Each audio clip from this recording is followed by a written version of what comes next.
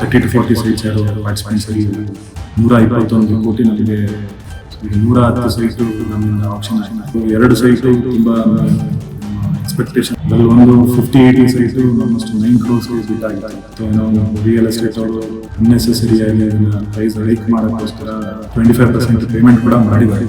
India ವತಿಯಿಂದ ಎಲ್ಲ clear ಆಗಿರೋ ಸೈಟ್ಸ್ 9 crores ಪೇಮೆಂಟ್ ಮಾಡಿ 25% ಪೇಮೆಂಟ್ ಮಾಡಿದ ಅವ್ರಿಗೆ 3 ತಿಂಗಳು ಟೈಮ್ ಇದೆ.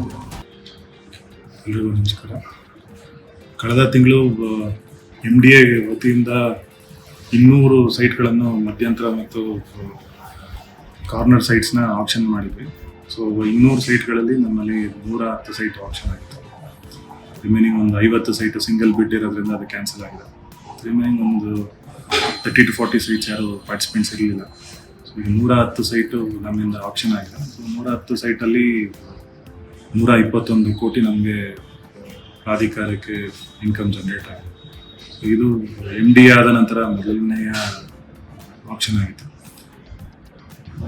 ತುಂಬ ಒಳ್ಳೆಯ ಪ್ರತಿಕ್ರಿಯೆ ಸಿಕ್ಕಿದೆ. ಇದರ ಜೊತೆಗೆ ಒಂದು 2 ಸೈಟು ತುಂಬ ಎಕ್ಸ್ಪೆಕ್ಟೇಷನ್ಗೂ ಮೀರಿ ಆಪ್ಷನ್ ಆಗಿತ್ತು. ಅದು ತುಂಬ ಸುದ್ದಿಯಾಗಿತ್ತು. ಅದರಲ್ಲಿ ಒಂದು 50-80 ಸೈಟು ಆಲ್ಮೋಸ್ಟ್ 9 crores ಬಿಟ್ ಆಗಿತ್ತು. ಸೊ ಎಲ್ಲರೂ ಏನಂತಿತ್ತು, ರೂಮರ್ಸ್ ಇತ್ತು, ಏನೋ ರಿಯಲ್ ಎಸ್ಟೇಟ್ ಅವರು ಅನ್ನೆಸೆಸರಿಯಾಗಿ ಇದನ್ನು ಪ್ರೈಸ್ ಹೈಕ್ ಮಾಡೋಕ್ಕೋಸ್ಕರ ಬಿಡ್ ಮಾಡಿದ್ದಾರೆ ಅಂತ. ಸೊ ಅದೆಲ್ಲ ಶುದ್ಧ ಸುಳ್ಳದು. ಏಕೆಂತಂದರೆ ನಾವು ಆಲ್ರೆಡಿ ನಮಗೆ 25% ಪೇಮೆಂಟ್ ಕೂಡ ಮಾಡಿದ್ದಾರೆ. ತಗೊಂಡಿದ್ದಾರೆ ಅವರು 25% ಪೇಮೆಂಟ್ ಕೂಡ ಮಾಡಿದ್ದಾರೆ. ಸೊ ಆದ್ದರಿಂದ ಏನು ಸುದ್ದಿ ಸ್ಪ್ರೆಡ್ ಆಗಿತ್ತಲ್ಲ ರಿಯಲ್ ಎಸ್ಟೇಟ್ ಮಾಫಿಯಾ ಅಂತ, ಸೊ ಅದನ್ನೆಲ್ಲ ನಾವು MDA ವತಿಯಿಂದ ರಿಜೆಕ್ಟ್ ಮಾಡ್ತಾ ಇದ್ದೀವಿ. ನಮಗೆ 121 ಕೋಟಿ ಪ್ರಾಧಿಕಾರಕ್ಕೆ ಈ ಸರಿ ಆಪ್ಷನ್ ಇದೆ. ಮತ್ತು ಮುಂದಿನ ಬಾರಿ ನಾವು 300 ಸೈಟ್ ಆಪ್ಷನ್ ಮಾಡಬೇಕು ಅಂತ ಆಲ್ರೆಡಿ ರೆಡಿ ಮಾಡ್ಕೊಂಡಿದ್ದೀವಿ. ಇಮಿಡಿಯೇಟ್ಲಿ ಆಫ್ಟರ್ ದಸರಾ ಅನದರ್ 300 ಸೈಟ್ಸ್ನ ಆಪ್ಷನ್ ಮಾಡ್ತೀವಿ. ಸೊ ಒಂದು ಜನರಲಿ ಹೇಳೋದೇನು ಅಂತಂದರೆ, ನೀವು ಯಾವುದೇ ರೂಮರ್ಸ್ಗೆ ನೀವು ಕಿವಿನ ಕೊಡಬೇಡಿ. MDA ವತಿಯಿಂದ ಎಲ್ಲ ಕ್ಲಿಯರ್ ಆಗಿರೋ ಸೈಟ್ಸ್ ಇದೆ. ಸೊ ನೆಕ್ಸ್ಟ್ ಆಪ್ಷನಲ್ಲೂ ಕೂಡ ದಯವಿಟ್ಟು ಪಾರ್ಟಿಸಿಪೇಟ್ ಮಾಡಿ. ನಾವು ಸೈಟ್ಸ್ ಒಳ್ಳೊಳ್ಳೆ ಸೈಟ್ಸ್ ಇದೆ. ಸೊ ನೀವು ಅದನ್ನು ತಗೋಬೋದು. Thank you.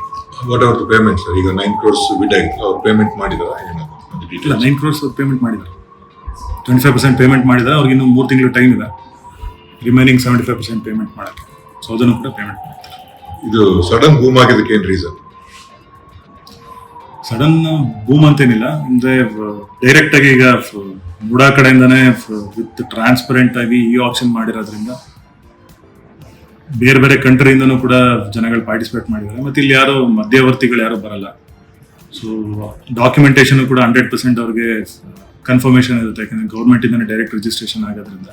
ಸೊ ಅವ್ರು ಮತ್ತೆ ಲೀಗಲ್ ಏರ್ಸು ಮತ್ತು ಇನ್ನೇನೋ ಫರ್ದರ್ ಸಿವಿಲ್ ಡಿಸ್ಪ್ಯೂಟ್ಸ್ಗಳಾಗಲಿ ಆ ಥರದ್ದು ಯಾವುದೋ ನಮ್ಮಲ್ಲಿ ಇಲ್ಲದೇ ಇರೋ ಕಾರಣ ಸೊ ಮೂಡಾ ಸೈಟ್ಸ್ಗಳಿಗೆ ಡಿಮ್ಯಾಂಡ್ ಜಾಸ್ತಿ ಇದೆ.